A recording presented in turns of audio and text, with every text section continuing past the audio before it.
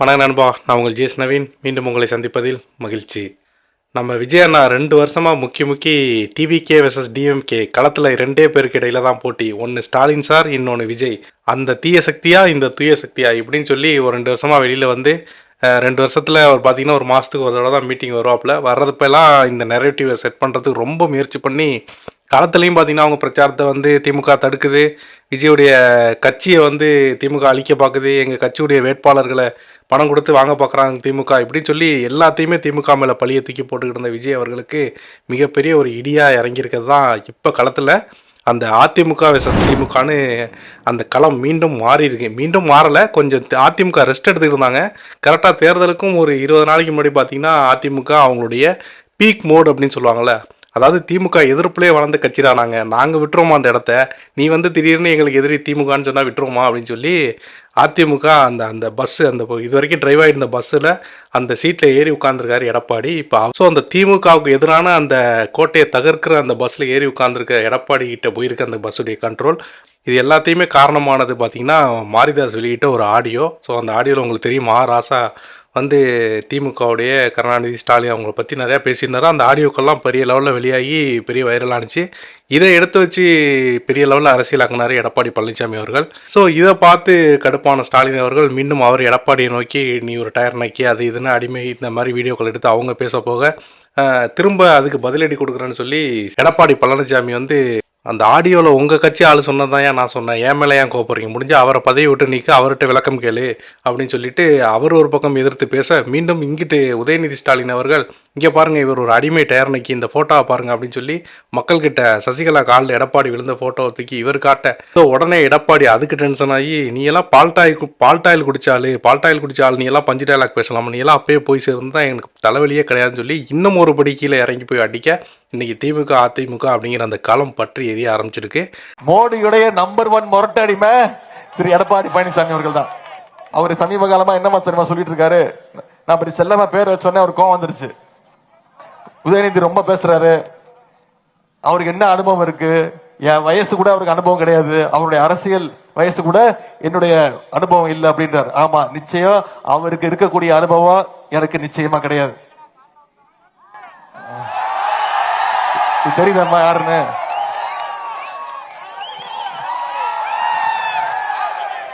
யாருன்னு தெரியுதா? கீழே ஒருத்தர் படுத்திருக்காரு, யாருன்னு தெரியுதா? கார்பெட் மாதிரி இருக்காரு பாருங்க, அவர் தான் எடப்பாடி பழனிசாமி.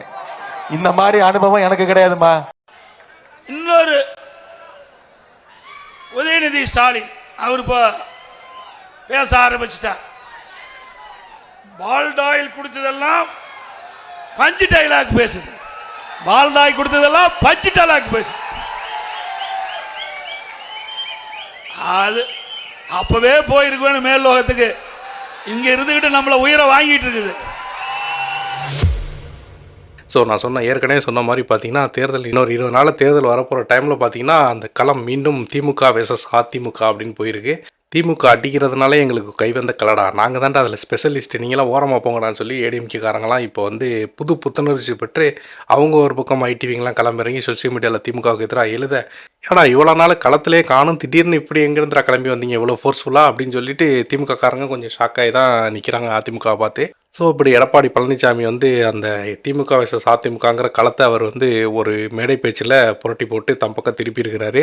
இந்த பக்கம் பார்த்தீங்கன்னா இந்த நெரேட்டிவ் செட் பண்ண விஜய் அவர்களுக்கு பெரிய அடியாக பார்த்தீங்கன்னா அவங்களால பிரச்சாரமே பண்ண முடியாத சூழ்நிலையில் அவங்க சிக்கி நிற்கிறாங்க. எங்களுக்கு பார்த்தீங்கன்னா போலீஸ் காவல்துறையும் சரி, அப்புறம் அங்கே இருக்கிற லோக்கலில் இருக்கக்கூடிய அதிகாரியும் சரி, நாங்கள் தேர்தலுக்கு பிரச்சாரத்துக்கே வர முடியலை, எங்களுக்கு மிகப்பெரிய அளவில் முட்டுக்கட்டை போடுறாங்க, அவங்களெல்லாம் ட்ரான்ஸ்ஃபர் பண்ணால் தான் எங்கள் விஜய் நான் வெளியில் வரலாம் அப்படின்னு சொல்லி இன்னும் 20 நாள் தான் தேர்தல் இருக்கிற இந்த சூழ்நிலையில் இப்போ உட்காந்து இந்த மாதிரி அறிக்கைகள் ப்ரெஸ் மீட்லாம் ஆதரவு கொடுக்கறது அப்படிங்கிறது அந்த கட்சிக்காரங்க மத்தியிலேயே ஒரு மிகப்பெரிய அதிருப்தியை விஜய் மேலே உருவாக்கியிருக்கு.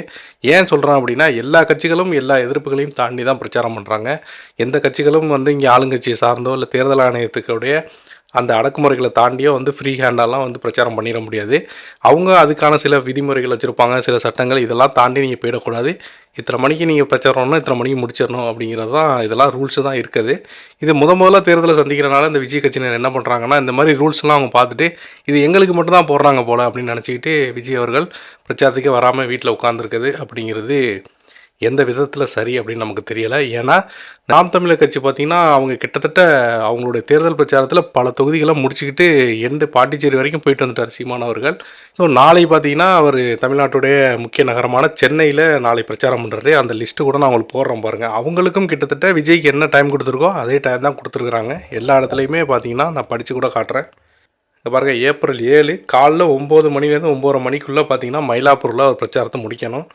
டக்குன்னு பார்த்தீங்கன்னா 9:30 முடிக்கிறவர் 1 ஹவரில் போய் 10:30 மணிக்கு எழும்பூரில் ஸ்டார்ட் பண்ணணும் பிரச்சாரத்தை. 11 மணிக்கு அங்கே முடிச்சாகணும்.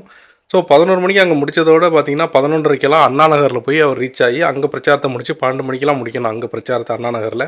அதை முடிச்சுட்டு இடைவேளை கொஞ்சம் மதிய நேரத்தில் இந்த வெயில்னால ஸோ 4:30 மணிக்கு ஈவினிங் திரும்ப 1000 விளக்கு 1000 லைட்டில் பிரச்சாரம் ஆரம்பித்து 5 மணிக்கு சீமான் முடித்து திரும்ப 5:30 மணிக்கு திரும்ப அங்கேருந்து போய் ஸ்டார்ட் பண்ணி வேளச்சேரியில் ஆரம்பிக்கணும். எங்கன்னா 1000 விளக்குலேருந்து போய் வேளச்சேரிக்கு அந்த 1/2 மணி நேரம் கேப்பில் ரீச் பண்ணி 6 மணிக்கு உள்ள அங்கே பிரச்சாரத்தை முடிக்கணும். 6:30 மணிக்கு மேலே சோழிங்கநல்லூர் பகுதியில் சீமான் பிரச்சாரம் பண்ணணும். இது எல்லாமே பார்த்திங்கன்னா அவங்களுக்கு கொடுக்கப்பட்ட டைம் பார்த்திங்கன்னா நடுவில் 6 மணி நேரம் ஒரு 30 மினிட்ஸ் தான்.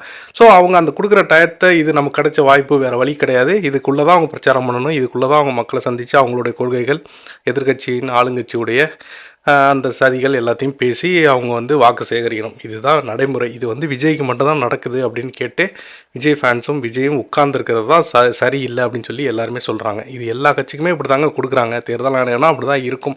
ஏன்னா இது தேர்தல் டைம், எல்லா கட்சியுமே பிரச்சாரம் போகிறாங்க. ஒரு பக்கம் அதிமுக, ஒரு பக்கம் திமுக, இன்னொரு பக்கம் பிஜேபி, இப்படி எல்லா கட்சியுமே அவங்க தொண்டர்களோட ஒரு பிரச்சார கூட்டம் நடைபெறும் போது இப்படி ஸ்கெடியூலை கொஞ்சம் மாற்றி கீத்தி தான் கொடுத்தாங்க முடியும். ஏன்னா எல்லாருமே ஒரே டயத்தில் மீட் பண்ணிக்கிட்டா மேபி அது சட்ட ஒழுங்கு பிரச்சனை ஆகலாம். அவங்க மோதிக்கலாம், இல்லை சண்டை போட்டுக்கலாம், எது வேணாலும் நடக்கலாம். என்ன பிரச்சனைனாலும் களத்தில் நடக்கும். ஸோ அப்போ அவங்க ஸ்கெடியூலை ஒரு மாதிரி தான் ஃபில்டர் பண்ணி தான் கொடுக்கணும். இப்போ இவங்களுக்கு இருக்கிற பிரச்சனையை விட ஒருபடி மேலே விஜய்க்கு உங்களுக்கே தெரியுமா, ஒரு சினிமா நடிகர். ஸோ சினிமா நடிகர், அதுவும் வெளியிலே அவர் ரொம்ப வந்ததே கிடையாது. மற்ற நடிகர்கள் மாதிரி அவர் ப்ரெஸ் மீட்டு அதெல்லாம் ஹேண்டில் பண்ண ஆள் இல்லை. ஸோ அவரை பார்க்கும்போது ஒருபடி மேலே இந்த ரசிகர்களுக்கு ஆர்வம் அதிகமாக தான் இருக்கும். வெளியிலே வராத ஒரு மனிதரை எப்படியாவது பாத்திர மாட்டோமா அப்படின்னு சொல்லி அவருடைய ரசிகர் தாண்டி காமனான பீப்புள் சென்னைக்குள்ளே இருக்கிறவங்களும் பார்த்தீங்கன்னா அவரை பார்க்க ரொம்ப ஆர்வமாக இருக்கிறாங்க. அது உண்மை தான். ஸோ அப்படி உள்ளேருந்து அவர் வெளியில் வரும்போது அந்த ஆர்வம் மிகுதியில் இப்போ அவர் கார் மேலே ஜம்ப் பண்ணுறது, அவருக்கு அந்த கூட்ட நெரிசலை ஏற்படுத்துறது, ஒருத்தர் மேலே ஒருத்தர் மோதிக்கிறது, இந்த மாதிரி நிறைய வேலைகள் பண்ணும்போது அங்கே ஆக்சிடென்ட் விபத்துக்கள்லாம் நடக்குது. கரூர்லேயும் 41 பேர் இறந்தாங்க இந்தமாரி ஒரு பிரச்சனையினால். ஸோ அப்போ தேர்தல் ஆணையம் மற்ற அரசியல் கட்சிகளை விட ஒருபடி மேலே டிவிகே மேலே கவனம் செலுத்துகிறாங்க. ஏன்னா டிவிகேவால் எந்த அசம்பாதமும் இந்த 20 நாளுக்குள்ளே நடந்துடக்கூடாது. அதுவும் சென்னை மாதிரி முக்கிய பகுதியில் நடந்துச்சுன்னா அது தேர்தல் ஆணைய அதிகாரிகளுக்கும் தலைவலி, அப்புறம் அந்த பகுதிகளில் இருக்கக்கூடிய காவல்துறை அதிகாரிகளும் தலைவலி. இது சிபிஐ வழக்கு வரைக்கும் போய் நிற்கிது இன்றைக்கி அங்கே கரூரில் நடந்த விஷயம். ஸோ அப்படி இருக்கும்போது அவங்க கொஞ்சம் டிவிக்கே ஒருபடி மேலே தான் ஹேண்டில் பண்ணுறாங்க. ஏன்னா அந்த ஃபேன்ஸ் அந்த மாதிரி பண்ணுறதுனால இதை மற்ற கட்சிக்காரங்கெல்லாம் அவங்கவுங்க தலைவர் பேசுகிறத பார்த்துட்டு கலைஞ்சி போடுறாங்க. ஆனால் இவங்க என்ன பண்ணுறாங்க, ஒருபடி மேலே போய் இந்த மாதிரி சேட்டைகள் பண்ணும்போது அது கண்டிப்பாகவே அவங்கள கொஞ்சம் கூடுதல் கவனம் செலுத்த வேண்டியதாக தான் இருக்குது.